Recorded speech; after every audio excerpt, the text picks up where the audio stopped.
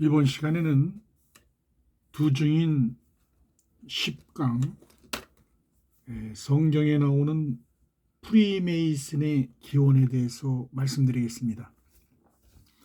프리메이슨은 자유로운 석공이라는 뜻인데, 이들의 역사는 대략 3000년 전 예루살렘에 솔로몬 성전을 건축할 때 솔로몬 왕과 평화조약을 맺은 두로왕 후람이 보낸 석공 기술자들로부터 시작되었다고 보편적으로 알려져 있습니다.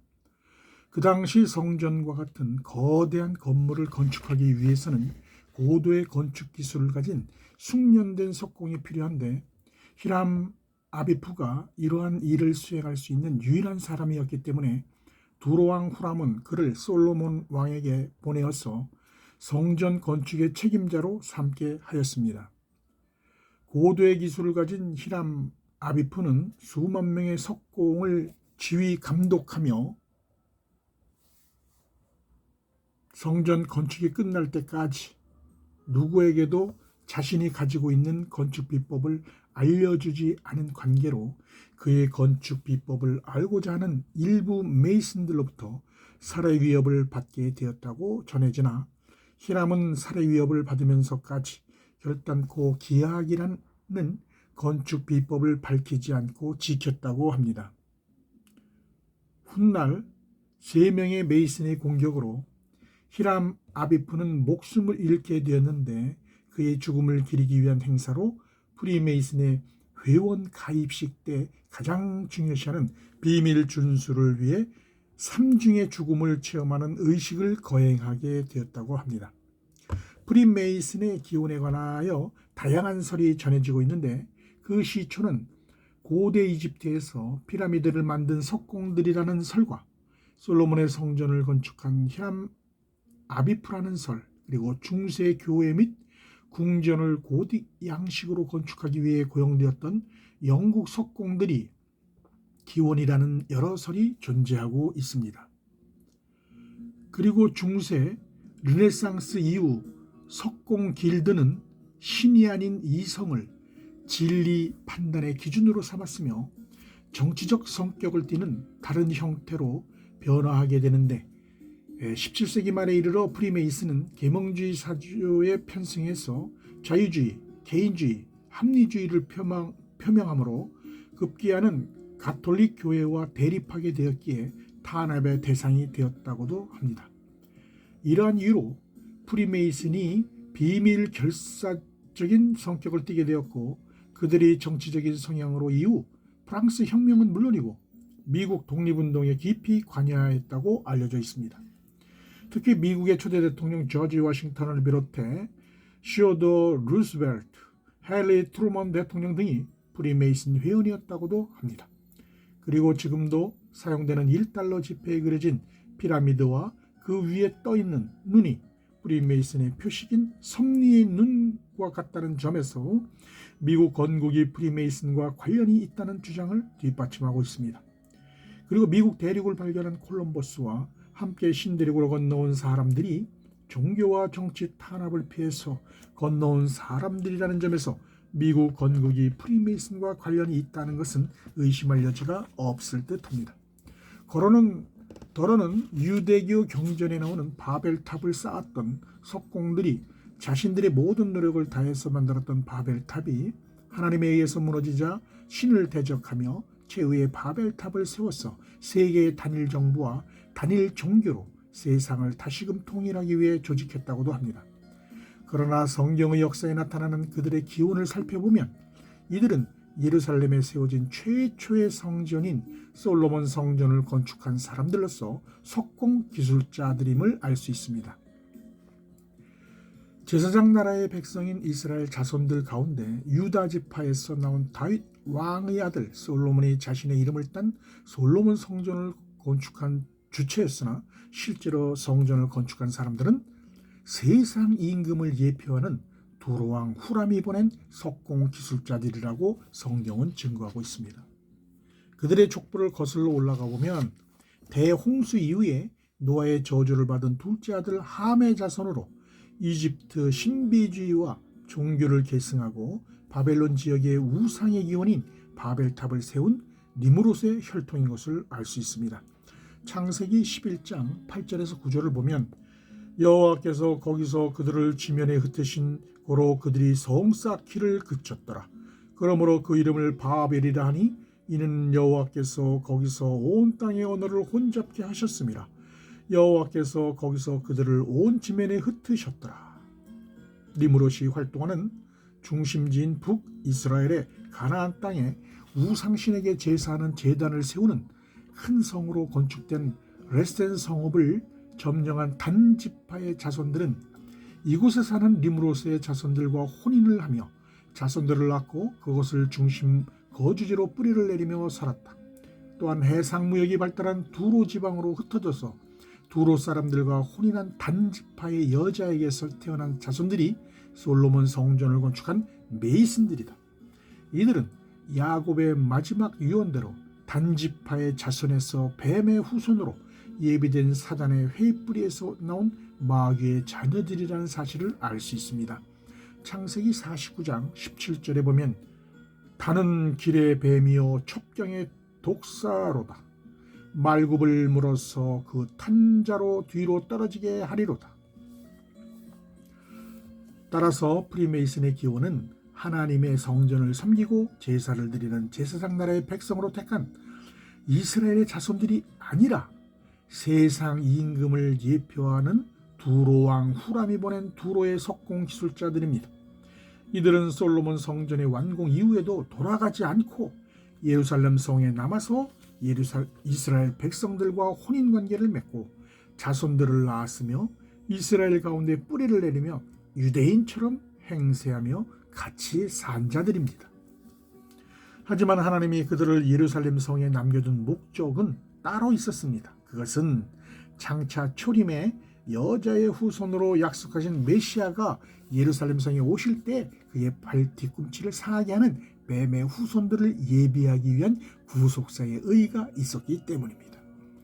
헤롯 성전에서 제사하는 대제사장들과 장로들이 어린 양 예수를 죽이기로 공모하고 유대인의 무리에게 권하여 총독 빌라도에게 바라바라고 하는 강도는 놓아주고 예수는 십자가에 못 박아 죽이기를 간청하게 하였던 것입니다.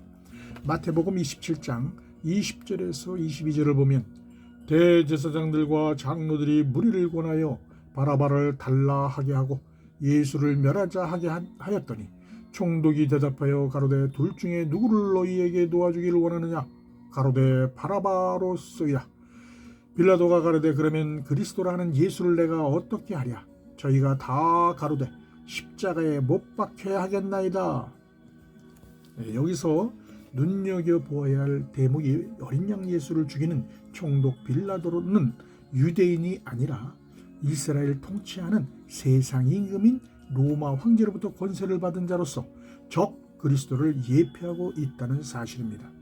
이는 장차 세상 임금인 사단을 상징하는 용으로부터 마지막 후 3년 반, 즉 42달 동안 일할 권세를 받은 적 그리스도가 짐승의 우상을 세우고 하나님을 대적할 것을 예고하는 것입니다.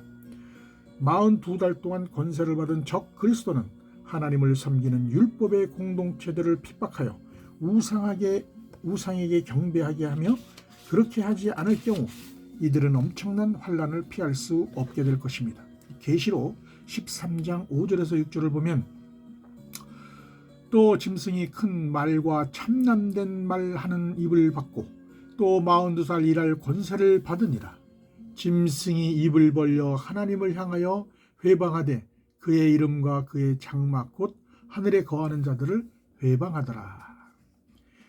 그리고 그 정체가 드러난 대제사장들과 장로들은 거짓 종교 지도자들로서 거짓 선지자를 예표합니다.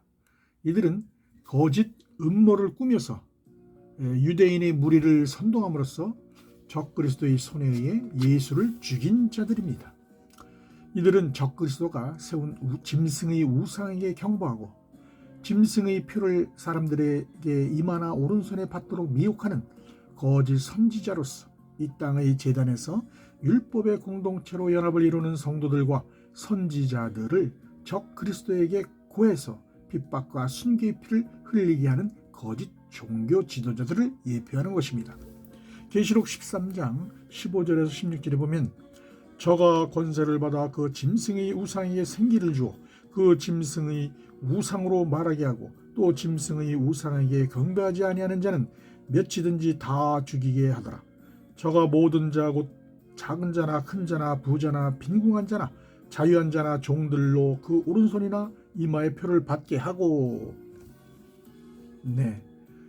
또한 거짓의 영에 미혹되어 예수를 십자가에 못 박아 죽인 유대인 자손들은 일찍 죽임을 당한 어린 양의 생명책에 농명되지 못한 자들로서 장차 짐승의 우상에게 경배하고 짐승의 표를 이마에나 오른손에 받는 사단의 회들의 열매로 나타나게 되는 것입니다.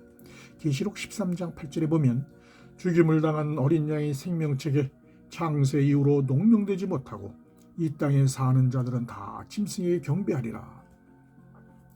이들의 정체를 깨달은 사도 요한은 종말에 일어날 일들을 기록해 놓은 계시록의 후 3년 반 동안 환난을 당하게 되는 땅에 속한 율법의 공동체들을 회방하는 자들을 자칭 유대인이라 하나 실상은 유대인이 아니요 사단의 회라고 증거하고 있습니다. 계시록 2장 9절에 보면 내가 네 환난과 궁핍을 나누니 실상은 내가 부요한 자니라. 자칭 유대인이라는 자들의 회방도 안오니 실상은 유대인이 아니요 사단의 회라. 그렇습니다. 그런데 적그리스도의 표상인 총독 빌라도가 메시아로 오신 예수의 무죄함을 알고 그를 풀어주려고 할 때 무리에게서 밀란이 나려는 것을 보고 물을 가져다가 무리 앞에서 손을 씻으며 가로되 이 사람의 피에 대해서 나는 무죄하니 너희가 당하라 라고 말할 때 무죄한 백성들이 그 피를 우리와 우리 자손들에게 돌리라고 말하고 있습니다. 마태복음 27장 24절에서 25절을 보면 빌라도가 아무 효염도 없이 도리어 밀란이 나려는 것을 보고 물을 가져다가 무리 앞에서 손을 씻으며 가로되 이 사람의 피에 대해서 나는 무죄하니 너희가 당하라. 백성이 다 대답하여 가로되 그 피를 우리와 우리 자손에게 돌릴지어다 하거늘. 하나님께서 이들이 적그리스도와 약조한 예수의 피값을 그리스도께서 재림하기 이전에 먼저 청구하시기 위해 마지막 때 나팔 재앙을 내리는 여섯째 천사에게 중동 지역을 예표하는 큰 강 유브라데에 미리 결박해 놓은 그년 월 1시에 이르러 사람 3분의 1을 죽이기로 예비한 네 천사를 놓아주게 하실 것을 계시록은 증거하고 있습니다. 계시록 9장 14절에서 15절을 보면 나팔 가진 여섯째 천사에게 말하기를 큰 강 유브라데에 결박한 네 천사를 놓아주라 하며 네 천사가 놓였으니 그들은 그 년 월 일시에 이르러 사람 3분의 1을 죽이기로 예비한 자들이더라. 그 일을 성취하고자 마지막 전 3년 반 동안 두 증인이 모든 민족에게 영원한 구원의 복음을 다시 예언하는 복음 증거를 마칠 때 네 천사를 통해서 중동 지역에 있는 3분의 1을 죽이는 중동 전쟁을 일으키게 되는 것입니다. 이는 그리스도께서 공중 재림하시기 전에 적그리스도가 먼저 출현하는 예언의 성취를 의미하는 것입니다. 계시록 11장 7절을 보면 저희가 그 증거를 마칠 때 무적행으로부터 올라오는 짐승이 저희로 더불어 전쟁을 일으켜 저희를 이기고 저희를 죽일 터인즉. 사도 요한은 여섯째 천사가 나팔을 불면서 둘째 화가 임할 때 적그리스도가 일으키는 중동 전쟁을 통해서 예수의 피값으로 지불되는 예루살렘에 사는 자칭 유대인이라고 하는 자들의 시체가 예수께서 십자가에 못 박히신 큰 성의 길에 있는 것을 증언하였습니다. 그리고 그 이후에 하늘로부터 울려 퍼지는 큰 음성을 듣고 구름을 타고 하늘로 올라가는 공중 휴거 사건을 동일한 둘째 화의 시기에 기록하였습니다. 계시록 11장 8절, 12절, 14절의 말씀입니다. 저희 시체가 큰 성길에 있으리니 그 성은 영적으로 하면 소돔이라고도 하고 애굽이라고도 하니 곧 저희 주께서 십자가에 못 박히신 곳이니라. 하늘로부터 큰 음성이 있어 이리로 올라오라 함을 저희가 듣고 구름을 타고 하늘로 올라가니 저희 원수들도 구경하더라. 둘째 화는 지나갔으나 보라 셋째 화가 속히 이르는도다. 이는 마지막 때 먼저 배도하는 일이 있고 저 불법의 사람 곧 멸망의 아들을 예표하는 적그리스도가 나타나기 전에는 그리스도께서 재림하시지 아니할 것을 예언한 성경의 말씀을 이루기 위한 것임을 알 수가 있습니다. 데살로니가 후서 2장 3절을 보면 누가 아무렇게 하여도 너희가 미혹하지 말라. 먼저 배도하는 일이 있고 저 불법의 사람 곧 멸망의 아들이 나타나기 전에는 이르지 아니하리니.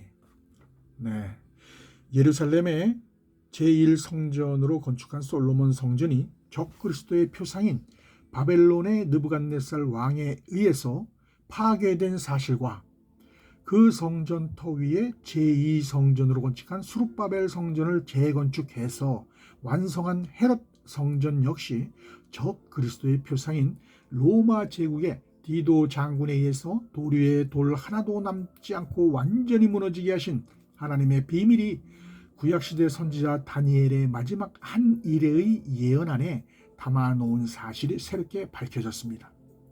마지막 한 일의 예언 안에서 밝혀진 새로운 사실이란 마지막 때 적그리스도의 출현으로 7년간의 중동 평화협정을 체결하는 시기와 중동 전쟁과 아마겟돈 전쟁의 시기를 구체적으로 기록해 놓았다는 것입니다.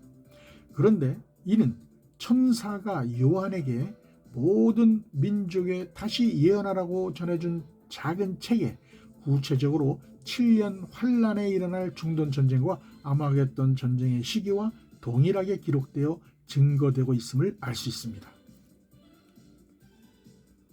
앞으로 구약시대 선지자 다니엘에게 보여준 2300주야의 계시, 마지막 때까지 임봉하고 간수하라고 전해준 책의 비밀을 풀어주는 시기로 정해놓은 1290일, 1335일의 예언이 그리스도께서 약속하신 이 세대의 시기와 동일하다는 사실이 밝혀질 때 요한계시록에 기록되어 놓은 최종적인 구원과 심판을 성취하는 하나님의 시간표가 정확하게 드러나게 될 것입니다. 감사합니다.